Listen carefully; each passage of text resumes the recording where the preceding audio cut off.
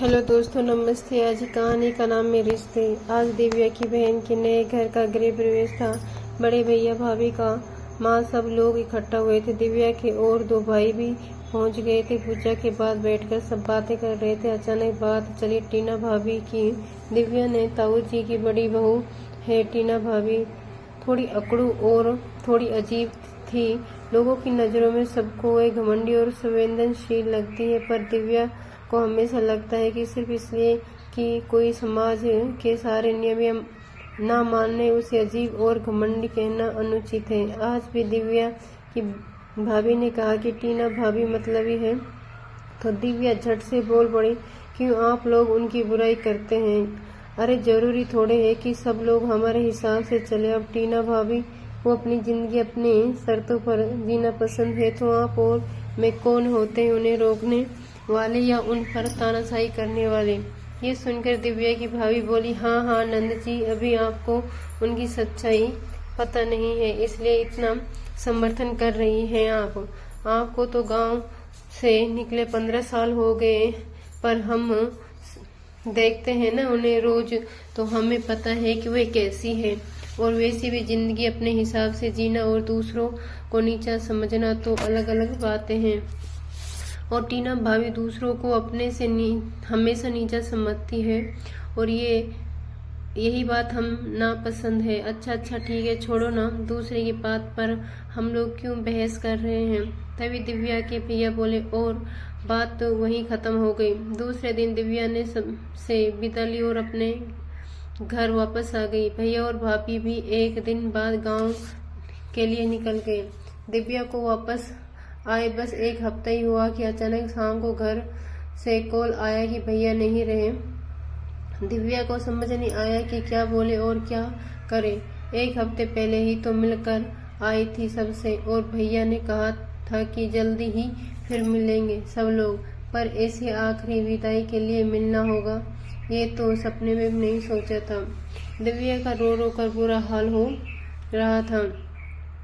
दिव्या के पति ने उसकी टिकट करवाई और रात की ट्रेन से दिव्या निकल गई। दिव्या के पति सीवित ने कहा कि वे भी जल्दी ही आने की कोशिश करेंगे, पर अभी तो तुम्हारा पहुंचना जरूरी है। जिस भाई को एक हफ्ते पहले माँ सबसे प्यारा बेटा कह रही थी, वह भाई आज माँ के सामने निर्जीव पड़ा था। ये देखकर दिव्या का कलेजा मुंह को आ गया, पर कहते हैं ना कि जाने वाले चले जाते और पीछे जो रहते हैं उनको सारे नियम धर्म निभाने ही पड़ते हैं। खैर, दाह संस्कार का काम तो हो गया और अब बाकी ये नियम पूजा पाठ सब होने थे। तीसरे दिन की पूजा के बाद अब घर पर ही खाना बनने लगा था। अब तक तो रोज पड़ोस वाले ने सारा खाना पीना संभाला हुआ था। यही तो खूबसूरती है छोटे शहरों और गांव की। दुख की घड़ी में लोग साथ खड़े होते हैं। अब घर पर रिश्तेदार परिवार सभी लोग होने से खाने पीने की व्यवस्था भी करनी ही थी। बाकी सब ही हालत देखते हुए दिव्या ने ही जिम्मेदारी उठाई और सबसे पहले खाना बनाने वाले को बुलवाया। एक और समस्या थी बर्तन साफ करने की। पड़ोस की एक भाभी ने बताया कि सरला को बुला लो, वह कर देगी। सरला को तब देखा था जब वह छोटी सी थी, अब तो उसके बाल बच्चे भी थे। खैर, सरला को बुलाया और आकर उसने सारा काम करने की हामी भर दी। बस उसकी एक शर्त थी कि वह एक घर में चौका बर्तन करती है तो उसे बस दिन में 2 या 3 घंटे के लिए जाएगी और वहां से काम करके आ जाएगी। किसी को भी इस बात से एतराज नहीं था, क्योंकि वह सरला का सरला का नियमित काम था। यहाँ तो बस 10-15 दिन की बात थी, और वह काम भी तो टीना भाभी के घर पर ही करती थी ना, परिवार ही है वह, तो कोई दिक्कत ही नहीं थी। अचानक दिव्या की छोटी भाभी ने कहा कि दीदी, मुझे लगता नहीं कि टीना भाभी इसे यहाँ आकर काम करने देगी। दिव्या थोड़ा झुंझला सी गई और बोली, भाभी, ऐसे वक्त में भी आप लोग दूसरे की बुराई करने लग गए। टीना भाभी अपना परिवार ही तो है, ऐसे मौके पर उनको पता है कि सहयोग करना चाहिए। छोटी भाभी ने भी थोड़ी सख्त आवाज में जवाब दिया, अच्छा परिवार की है तो आज 3 दिन हो गए भाई साहब को गुजरे, ये परिवार वाली कहाँ है? मुझे तो दिखाई नहीं दी यहाँ पर। उनकी बात से दिव्या को भी ध्यान आया कि एक बार भी टीना भाभी आई नहीं। हालांकि ताऊजी पिताजी के बुआ के लड़के थे, पर पिताजी ने हमेशा उन्हें सगा भाई समझा और घर के बच्चे भी उन्हें सगे ताऊजी जैसा ही सम्मान देते थे।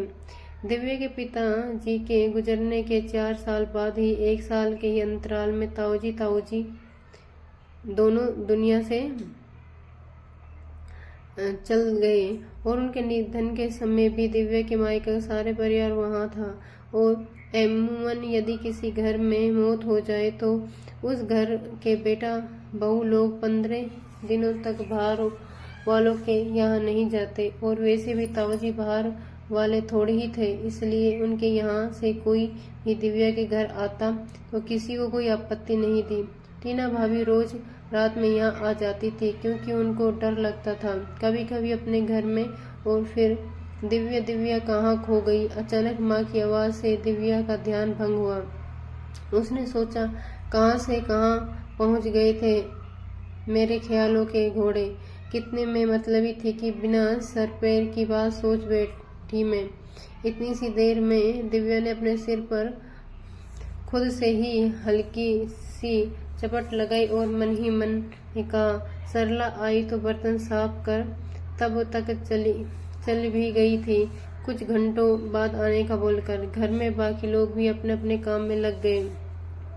खाना बनाने वाले को सारे निर्देश देकर दिव्या थोड़ी देर सुस्ताने चली गई। थकान की वजह से दिव्या को नींद आ गई और किसी ने उसे उठाया भी नहीं, क्योंकि सबको पता था कि वे सुबह से काम में लगी थी।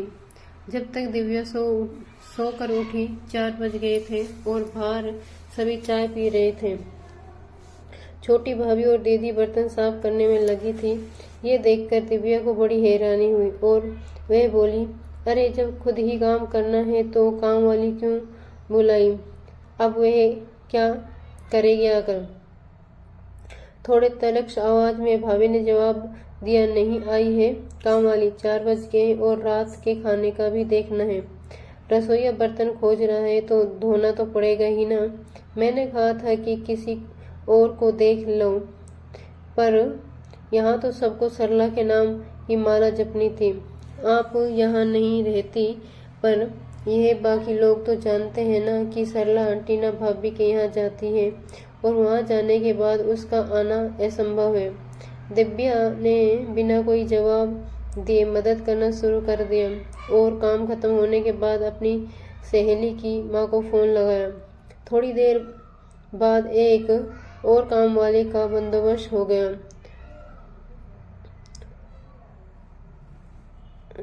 ये वाहियात हरकत थी, तुमने बाद में आने का बोल कर गायब भी हो गई। अरे हमें तुम्हें मजबूर थोड़ी ना कर रहे थे काम करने को, तूने हाँ भरी थी ना, और पैसे भी कोई कम नहीं दे रहे थे काम के, तो फिर ऐसा क्यों किया तूने? इस घर के लोगों ने हमेशा तुम्हें लोगों की मदद ही करी है, और आज जब इन सब दुख की घड़ी आई तो तुम अपना स्वार्थ ऐसे दिखा रही थे। हौसला मानना चाहिए तुम्हें। दिव्या खुद पर काबू नहीं रख पाई और अंदर की सारी भड़ास निकाल दी। वो दीदी दरअसल यहाँ तो सिर्फ कुछ दिनों का काम ही है ना, और उसके लिए अपना नियमित काम नहीं छोड़ पाई मैं।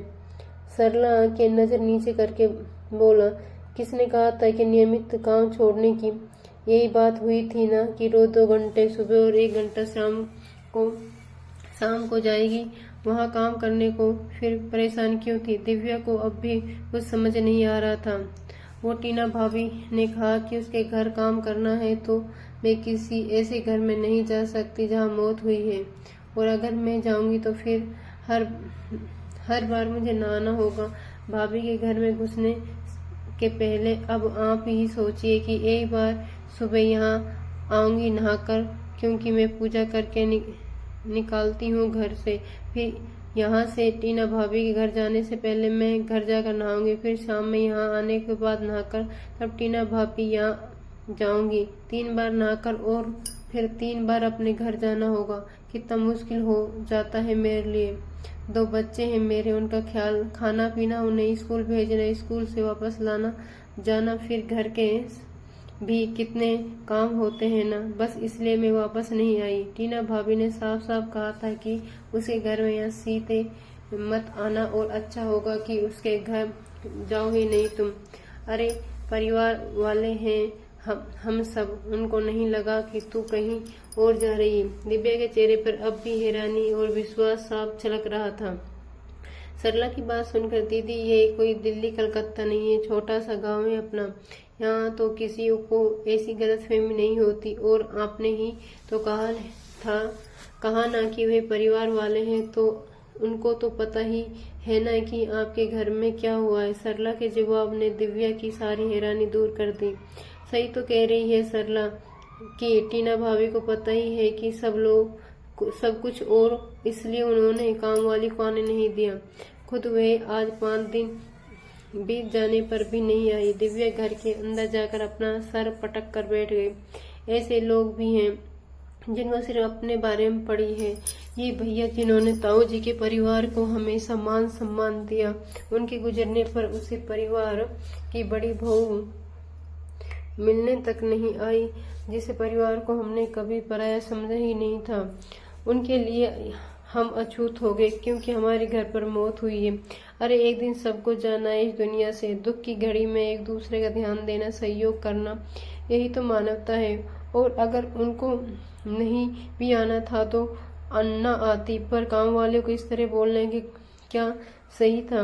और कौन सा हमारे घर में सदस्य उनके यहाँ जा रहे थे, ये कैसी मानसिकता है। दीदी अब ज्यादा मत सोचो। ये छोटी भाभी की आवाज थी जो सामने चाय का प्याला लिए खड़ी थी। दिव्या के कंधे पर हाथ रखते हुए भाभी बोली, ज्यादा मत सोचिए, परेशान हुई है आप। हमें पता है कि आपको टीना भाभी हमेशा सही लगती है, इसलिए आज आपको ज्यादा बुरा लगा है उनका ये रूप देखकर, परंतु यही उनकी सच्चाई है। वे हमें सामने देखकर सीधे मुंह बात तक नहीं करती। और देखिए ना, आज 5 दिन हो गए भाई साहब को गए हुए, पर उन्होंने आना तो दूर, फोन तक करके बात नहीं की जेठानी जी से। छोड़ो ये सब और आप चाय पी लो। आज की दुनिया में सगे भाई बहन ही परिवार होते हैं बस, और कई जगह तो वो भी नहीं मानते एक दूसरे को। तो फिर यहाँ तो सगे भी नहीं है। पिताजी ने निभाया रिश्ता, उनकी सीख की वजह से हमने भी निभाया। पर अगर सामने वाला चाहता है कि रिश्ता नहीं रखना तो हमें क्या पड़ी है, भाड़ में जाए ऐसे रिश्तेदार। ताऊजी के जाने के बाद ये रिश्ता खत्म सही हो गया। अब तो चलो चाय पी लो आप, फिर रसोई को बताते हैं रात के खाने में क्या बनेगा। खेती हुई भाभी ने चाय का प्याला दिव्या के हाथों में पकड़ा दिया और चली गई। दिव्या के अंदर ही अंदर गुस्से में उबल रही थी। उनका मन कर रहा था कि जाकर पूछो टीना भाभी को, इतनी मतलबी सोच लाती कहाँ से हैं आप। सारा गांव आपकी बुराई करता रहता है, पर मैं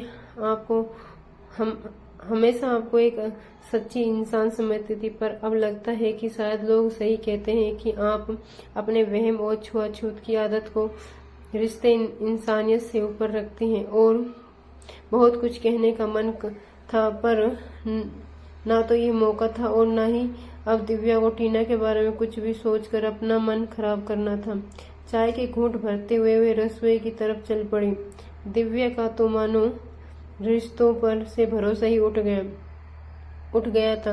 अगर दोस्तों ये कहानी आपको पसंद आई है तो लाइक शेयर सब्सक्राइब जरूर करें।